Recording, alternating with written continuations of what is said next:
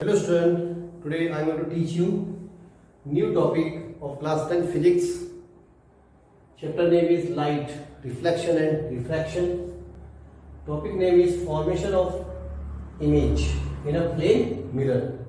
Here we will discuss about two cases based on this image formation by the plane mirror.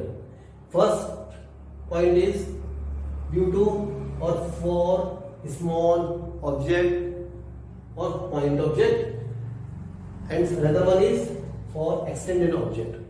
तो दो तरीके से हम लोग इसमें डिस्कस करेंगे. जैसे कि हमने पहले लाइट के बारे में डिस्कस कर लिया, लाइट एक एनर्जी है, उसकी प्रॉपर्टी को डिस्कस किया, इलेक्ट्रोमैग्नेटिक वेव है, करेक्ट स्टूडेंट, और अदर प्रॉपर्टीज हमने डिस्कस की. Object two types, that is small object और पॉइंट ऑब्जेक्ट एंड एक्सटेंडेड और finite object, and image also real और virtual image. So let us start with the topic formation of an image. First case is for small object. We have first case we have small object.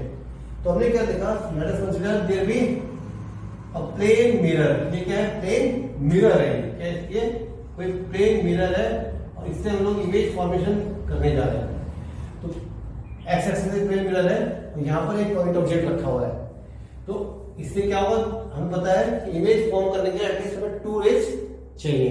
Suppose that इससे to raise propagate हो रही है, दो raise चली, एक raise ये चली और एक रेज ये चली, दो रेज यहाँ पे चलती है.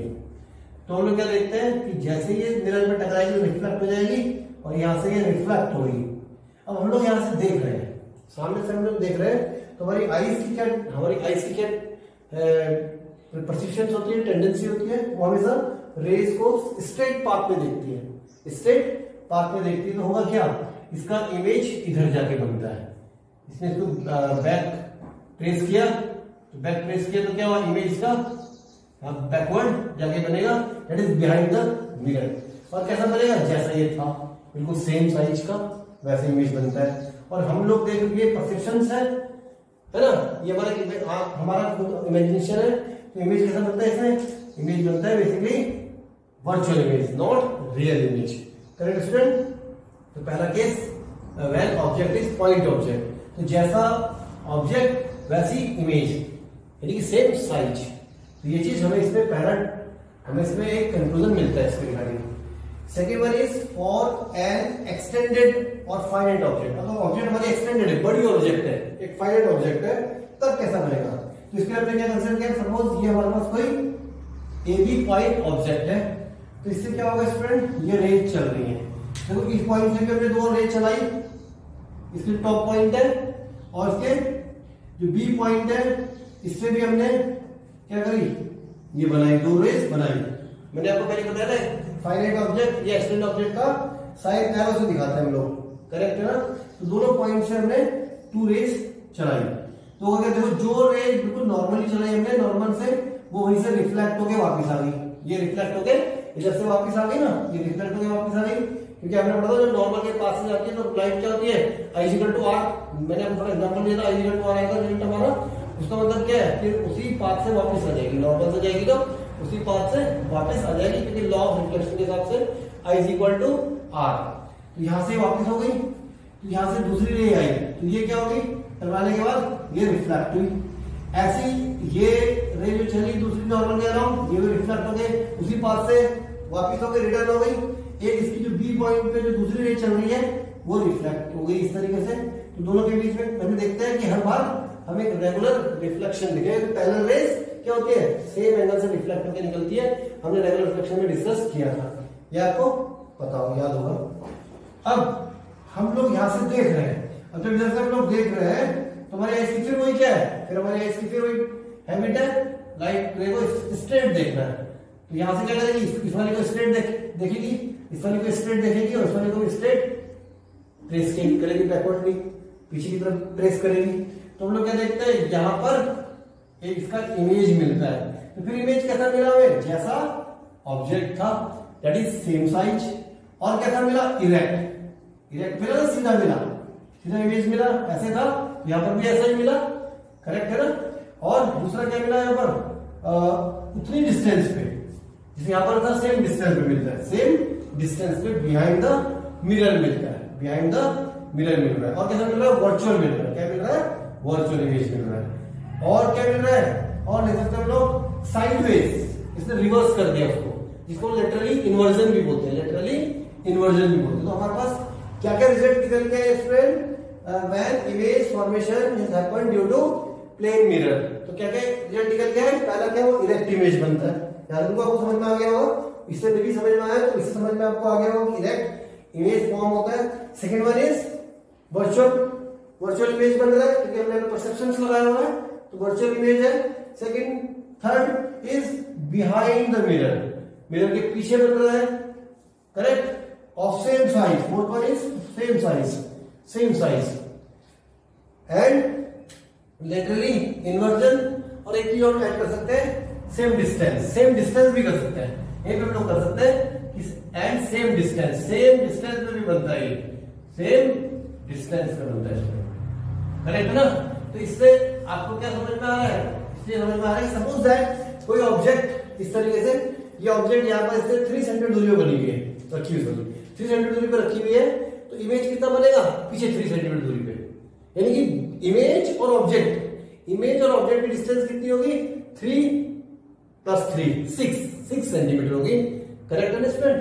तो ये हमारे पास इसके रिजल्ट है।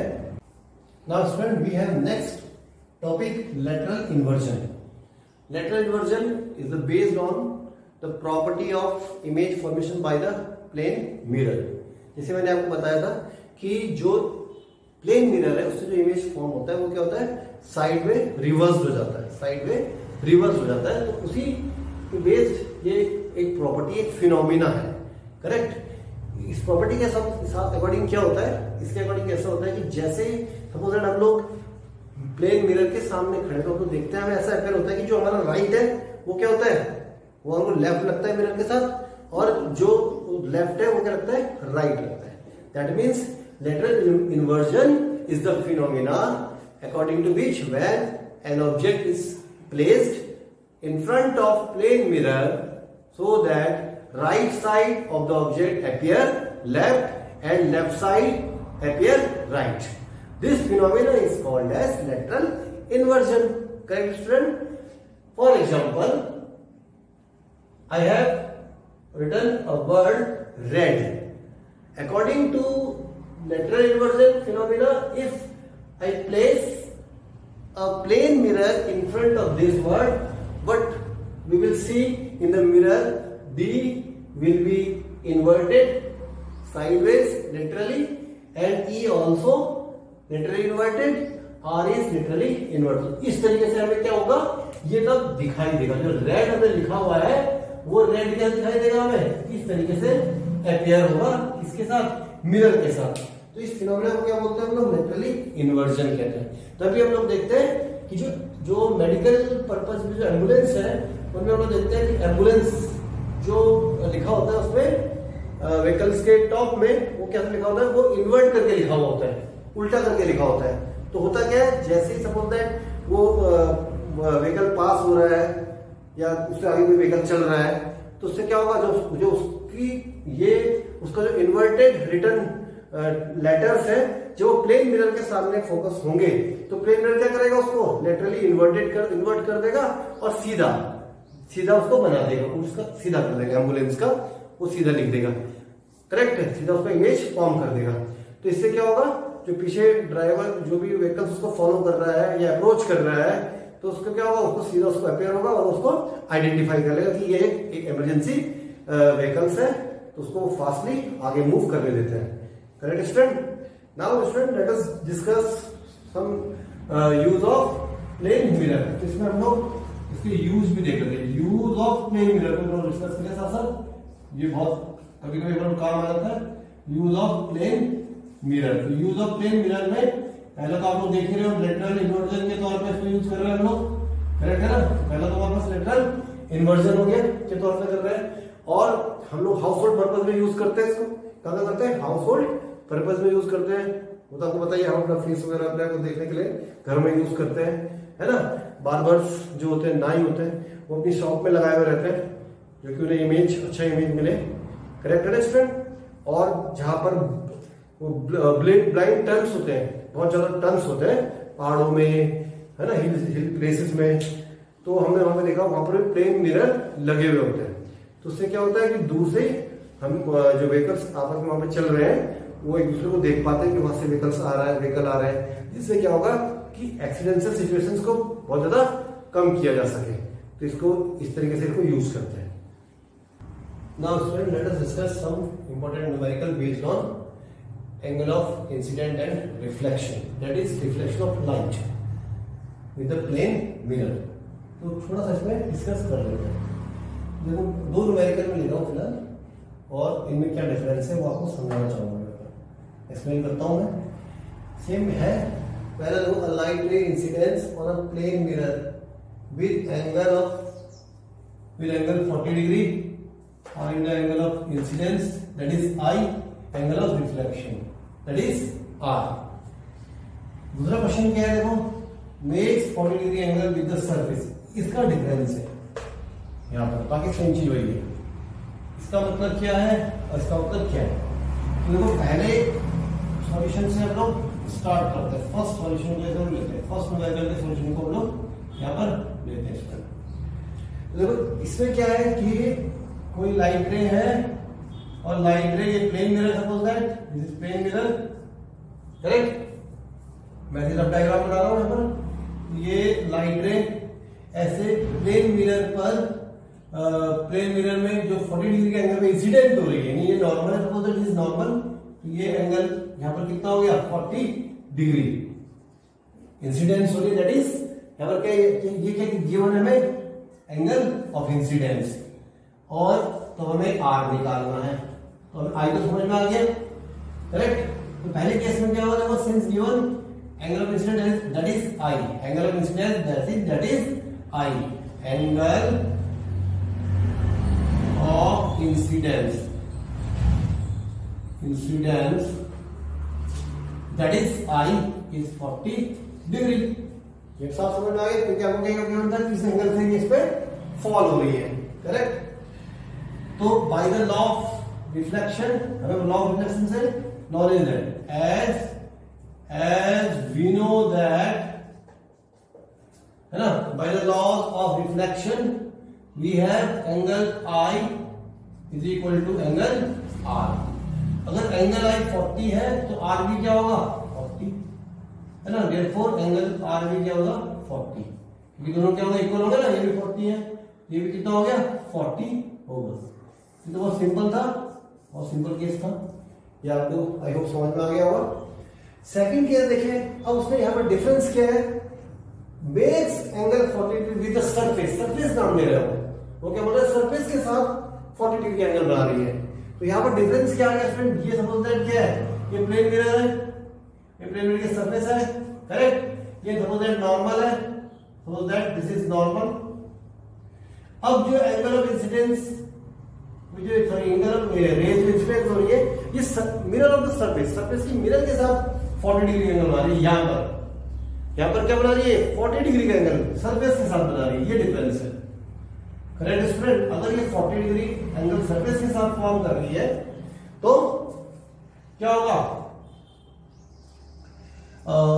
नॉर्मली आपको समझ में आ गया होगा क्या इसमें, देखिए आई कितना होगा, आर कितना होगा। आई तो क्या होता है, आई कौन सा लेते हैं, नॉर्मल के साथ, हमेशा नॉर्मल के साथ जो इंसिडेंट रे है और उन दोनों के बीच का जो एंगल है उसको हम लोग क्या लेते हैं, उसको हम लोग as a angle of incidence लेते हैं। तो यहां पर क्या होगा, ये आई होगा, तो कैसे निकलेगा आई, एंगल ऑफ इंसिडेंस आई कैसे मिलेगा, तो ये पूरा 90 मिलेगा, ये पूरा नॉर्मल का जो एंगल होगा, ये पूरा एंगल ये कितना होगा, 90 डिग्री होगा।